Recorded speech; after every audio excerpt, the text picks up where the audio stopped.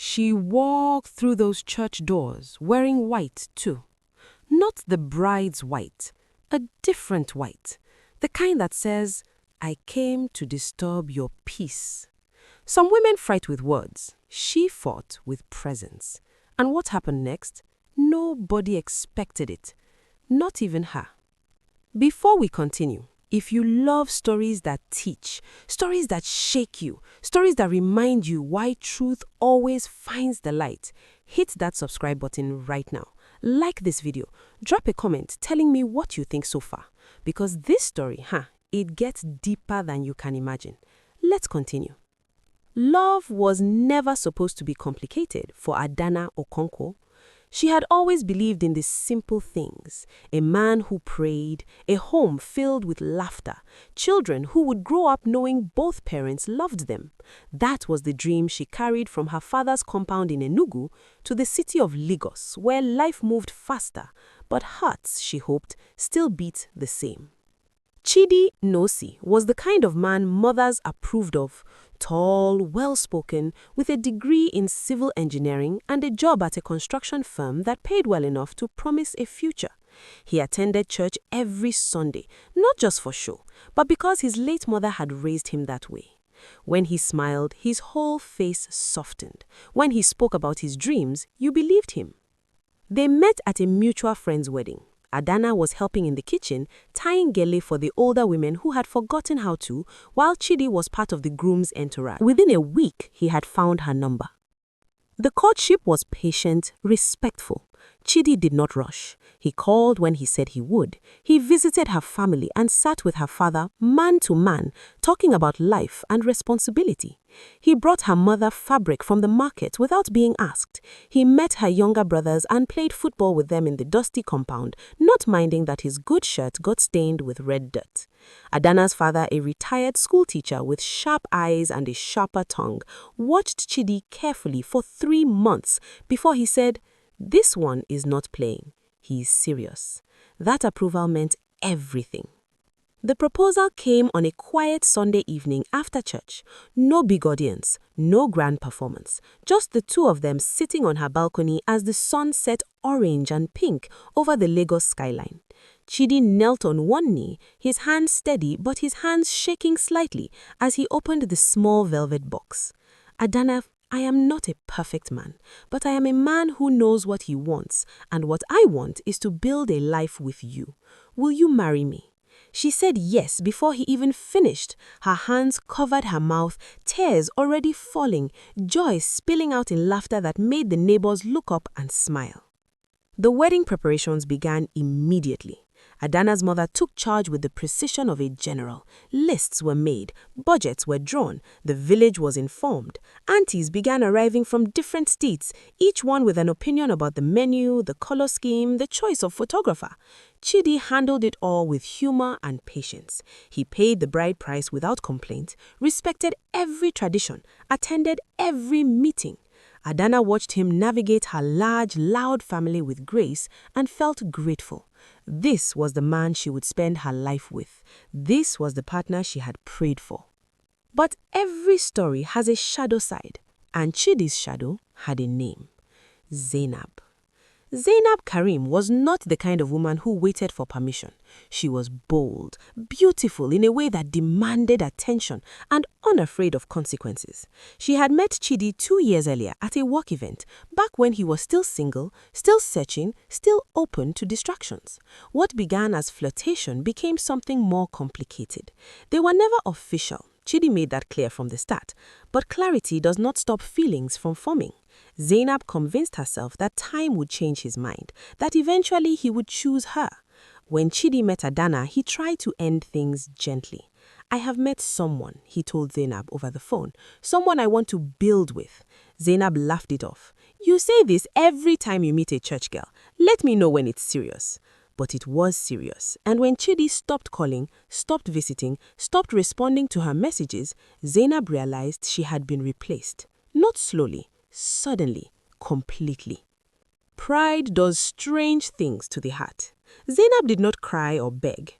She watched from a distance as Chidi's social media filled with pictures of him and Adanna, church programs, family gatherings, traditional engagement. She saw the way he looked at Adanna, the way he never looked at her, and something inside her hardened.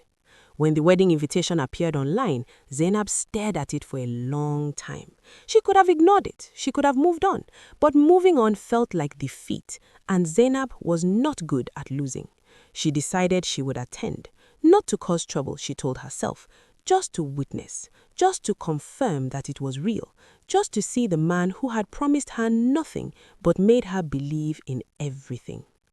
The wedding day arrived with all the brightness Lagos mornings offer. The church was decorated in gold and cream, flowers arranged in elegant clusters, programs printed on thick, expensive paper.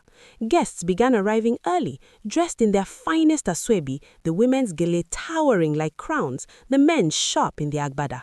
Adanna woke up in her childhood bedroom, around her sisters and cousins, all of them talking at once, fixing her makeup, adjusting her veil, spraying perfume that smelled of jasmine and hope. Her mother stood in the corner watching quietly, tears already forming. "You are beautiful, my daughter, and you are loved. Do not forget that. No matter what happens in life, you are deeply loved." Adanna smiled, not knowing yet how much she would need those words. At the church, Chidi stood at the altar in his white agbada, his groomsmen beside him, all of them laughing nervously the way men do when they are about to make promises they hope they can keep. The pastor was reviewing last-minute instructions, the choir was warming up, everything was moving according to plan. Until Zainab arrived. She didn't sneak in. She walked through the main entrance like she had been invited personally. She wore white, not a wedding dress, but close enough to make people turn and whisper. A white lace blouse and wrapper, her head wrap tied high and bold, her makeup flawless. The ushers hesitated, unsure whether to stop her or seat her. She smiled at them politely and chose her own seat, third row from the front, left side, close enough to be seen. Chidi saw her immediately. His stomach dropped. His best man noticed the shift in his posture and followed his gaze. "Who is that?" he whispered. Chidi did not answer. He couldn't. Zainab sat calmly, hands folded in her lap, face unreadable. She did not look angry. She looked present, intentional, like she had every right to be there. The music began. Adanna started her walk down the aisle, her father's arm steady beneath her hand, her smile radiant. She saw the guests standing, saw the cameras flashing, saw Chidi waiting at the altar. She did not see Zainab, not yet. The ceremony proceeded. Vows were exchanged. Rings were blessed. The pastor spoke about covenant and commitment, about choosing each other every day, even when it's difficult. Adanna felt tears sliding down her face as Chidi held her hands and promised to love her faithfully. It was during the pastor's final prayer, just before the pronouncement of marriage, that Zainab stood up. The movement was slow, deliberate. People noticed. A ripple of confusion spread through the church. The pastor paused mid-sentence. Chidi's eyes widened in panic. Zainab did not shout. She did not cry. She simply stood there, visible, undeniable, a living disruption. "Is there something you would like to say, my sister?" the pastor asked, carefully, his voice calm but firm. Zainab looked at Chidi for a long moment. Then she looked at Adanna, who was staring at her now, confused, her mind racing to understand what was happening. "No, Pastor," Zainab said finally, her voice steady. "I just wanted to be here, to see it for myself, to see if he would still go through with it, knowing I am watching." The church went silent. Even the children stopped fidgeting. Adanna turned to Chidi, her hand still in his, her eyes searching his face for answers. "Who is she?" Chidi opened his mouth, but no sound came out. His throat had closed. His mind had gone blank. Zainab answered instead. "Someone he forgot to mention." The word hung in the air like smoke from a fire that would not go out. Adanna's grip on Chidi's hand loosened. Not dramatically, just enough to signal something breaking. The pastor, who had seen many disruptions but never one quite like this, took a deep breath. "My daughter," he said to Zainab, his voice calm but authoritative, "this is not the place for this conversation." "Where is the place, Pastor? When is the right time to tell the truth? Before the vows or after?" Adanna's mother stood up from her seat, fury written across her face, but Adanna's father placed a hand on her arm, stopping her. "Wait," he said quietly, "let the girl finish." Zainab looked at Adanna again. "I didn't come here to stop your wedding. I came because I needed to know if I was the only one he lied to, or if you are living the same lie I lived." Adanna's voice, when it came, was quieter than anyone expected. "What lie?" Zainab smiled, but there was no joy in it. "That you are the only one." The accusation landed like a stone thrown into still water. Chidi finally found his voice. "Adanna, that is not true. Adanna, she's—" "Someone you slept with," Zainab interrupted. "Someone you promised things to. Someone you told, 'I love you' to more times than you remember." Chidi's silence was louder than any denial. Adanna stood frozen, her wedding dress suddenly feeling too heavy, her veil too tight. Around her, whispers erupted. Phones came out. Someone started recording. The pastor raised his hand for silence. He said, "This is God's house, and we will handle this with respect." He looked at Chidi. "Young man, is what she is saying true?" Chidi swallowed hard. Every eye in the church was on him. His groomsmen looked away. His own mother, sitting in the front row, had her hand over her mouth. "It was before," Chidi said. "Before Adanna. Before I knew—" "Before you knew what?" Zainab's voice cut through. "Before you knew you would get caught." "Before I knew I wanted to marry her," Chidi finished, looking at Adanna desperately. "Everything changed when I met you, I swear to God." Adanna's father stood up slowly. His presence commanded immediate silence.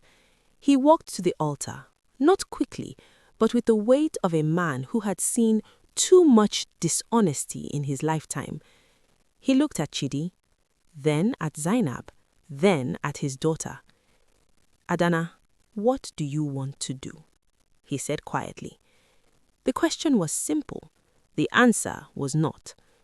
Adanna looked at the man she was about to marry, the man who had knelt in her father's sitting room and promised to honor her, the man who had held her hand through prayers and called her his future. She looked at Zainab, a woman she did not know, but who clearly knew her fiancé in ways Adanna had not been told about. And then she looked at herself, at the bride she had wanted to be, at the marriage she had believed was built on truth. "I need a moment," Adanna said softly. Without waiting for permission, she turned and walked out of the sanctuary, her train dragging behind her, the sound of fabric against tile, the only noise in the stunned silence. Her bridesmaids followed, her mother followed, the church doors closed behind them. Chidi stood at the altar, alone except for his groomsmen, who looked like they wanted to disappear into the floor. Zainab sat back down, her mission complete, her heart strangely hollow. The pastor looked at the congregation. "We will take a brief pause," he announced. "Please remain seated and pray." But no one prayed. Everyone whispered. Outside, in the small room where brides usually waited before their grand entrance, Adanna sat on a cushioned bench, her face in her hands. Her mother knelt beside her, rubbing her back in slow circles. "What do you want to do, my daughter?" her mother asked gently. Adanna looked up, tears streaking her makeup. "I do not know, Mama. I do not know." Her sister Regina paced angrily the room. "He is a liar. Call him off. Disgrace him the way he disgraced you." But Adanna's mother shook her head. "Anger is easy. Wisdom is harder." "What wisdom is there in marrying a man who hid another woman?" Regina snapped. "I did not say marry him. I said wisdom is harder." Adanna closed her eyes. She thought about the vows she had almost spoken, the promises she had almost made, the life she had almost stepped into without knowing the full truth. She thought about Zainab, bold and broken, standing in white to reclaim something that was never fully hers. She thought about Chidi, who loved her, yes, but also loved convenience more than honesty. And she thought about herself, about the woman she wanted to be. Not the woman who ignored red flags for the sake of a wedding date. Not the woman who swallowed betrayal to avoid embarrassment. After 20 minutes, Adanna stood up. She smoothed her dress, wiped her face, and took a deep breath. "I am going back in," she said. Her mother stood with her. "What will you say?" Adanna smiled faintly. "The truth." When the sanctuary doors opened again, the silence was immediate. Adanna walked back to the altar, her head high, her steps steady. She did not look at the guests. She looked only at Chidi. He reached for her hand. She did not take it. "Chidi, I loved you. I still do. But love without honesty is not a foundation. It is sand." He started to speak. She raised her hand gently. "I am not angry at you. I am sad for you, because you could have told me the truth and trusted me to choose you anyway, but you chose fear instead. You chose silence, and that silence brought her here." She glanced at Zainab. "And for that, I am almost grateful." Zainab's eyes widened slightly. Adanna turned back to Chidi. "I cannot marry you today. Not like this. Not without knowing if there are other truths you have hidden. Not without time to think about whether this is the man I want to build my life with." The congregation gasped. Phones lifted. Cameras clicked. Chidi's face crumbled. "Adanna, please, we can fix this. I will fix this." "Maybe," Adanna said softly, "but not today." She turned to the pastor. "Thank you, pastor, for your patience." Then she turned to the congregation. "Thank you all for coming. I am sorry the wedding didn't happen, but I am not sorry for choosing truth over performance." And with that, she walked back down the aisle, not as a bride, as a woman who had saved herself. Her family followed. Her father placed his arm around her shoulders as they exited the church. Outside, the sun was still shining. Life had not stopped. Only the wedding had. Behind her, Zainab sat in the now half-empty church, realizing she had won nothing. She had disrupted a wedding, but had not reclaimed a man who had never fully been hers. Chidi stood at the altar, devastated, his groomsmen slowly dispersing, his mother crying quietly in the front row. In the months that followed, many things happened. Adanna did not speak to Chidi for 6 weeks. She needed space to heal, to think, to pray. She leaned on her family, her friends, her faith. She learned that walking away from a wedding was not failure, it was courage. Chidi, humbled and broken, sought counseling. He wrote letters he did not send. He prayed prayers that felt too small for the damage he had caused. He learned that honesty delayed is honesty denied. Zainab eventually moved to another city, not because she was chased away, but because staying felt like living in a story that had already ended. She learned that revenge is bitter even when it succeeds. 7 months after the wedding that never was, Chidi reached out to Adanna, not with promises, with truth. They met at a quiet restaurant. He did not ask her to forgive him immediately. He simply told her everything. Every conversation he should have had, every truth he should have shared. Adanna listened. She did not cry. She did not rage. She simply listened. At the end, she said, "Thank you for being honest now, even if it is late." "Do you think," Chidi asked carefully, "that we could ever try again?" Adanna looked at him for a long time. She saw the man she had loved. She also saw the man who had failed her. "I do not know," Adanna said honestly, "but I know this. If we ever do, it will not be because I am desperate. It will be because I have healed and chosen freely, not out of fear of being alone, but out of genuine forgiveness and trust rebuilt." Chidi nodded. He understood. Whether they found their way back to each other or not, the lesson remained. A wedding delayed by truth is better than a marriage built on lies. The woman who walks away from applause to save her peace is wiser than the one who performs for a crowd. And the side chick who shows up to disturb peace will always leave emptier than the woman who chooses herself. Some stories end before they begin, and that is not always a tragedy. Sometimes it's a rescue. If this story touched your heart, you are not alone. These lessons are for all of us. Drop a comment and let me know what you think Adanna should have done. Should she have married him anyway? Should she have forgiven him faster? Or was walking away the only real choice? Like this video, share it with someone who needs to hear this, and subscribe, because every story here is a mirror to life. Thank you for watching. May you always choose truth over comfort, and may your peace be worth more than any ceremony.